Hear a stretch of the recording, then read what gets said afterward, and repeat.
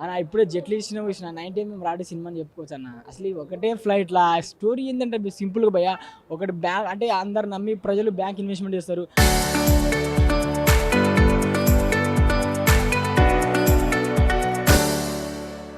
ఆ బ్యాంక్ తీసేస్తాడు. అతన్ని చంపడానికి ఆ హీరో ట్రై చేస్తారు. సత్య అండ్ వెన్నెల కిషోర్ ఒక్కటే ఫ్లైట్‌లో స్టోరీ. కామెడీ ఉండదు. ఏముండదు. రొట్టా పీస్ అని ఆ డైరెక్టర్ ఎలా తీసిండు? ఇంత డబ్బులు ఎందుకు పెట్టిండు? అసలు ఇది ఏం సినిమా కూడా నాకు కూడా అర్థం కాలే. కామెడీ కూడా ఏం లేదన్న. ఏదో ఉండనే ఎట్లా తీరినంటే ఒక సీరియల్ ఉంటది చూసినవా? సీరియల్‌కి అర్థం మన సినిమా. అసలు ఓటీటీ అది యూట్యూబ్‌లో కూడా ఎవరు చూడరు సినిమాని.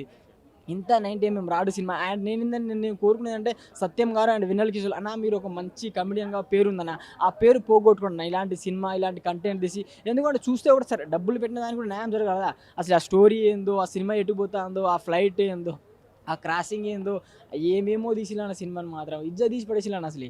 నేను 'మైత్రి' మీద పోటీ చేసిల్లు కాబట్టి సినిమాకొచ్చినానా, ఆ బ్యానర్ మీద ఏదో మంచి సినిమా వస్తాను ఇట్లా 90 ఎంఎం రాడ్ వస్తది అనుకోలే. స్టోరీ లేదన్న సినిమాల. అసలు ఎందుకు తీసిల్లు? ఏదో అట్లా వెళ్ళిపోతా సీరియల్ లెక్క కంటెంట్ చేస్తా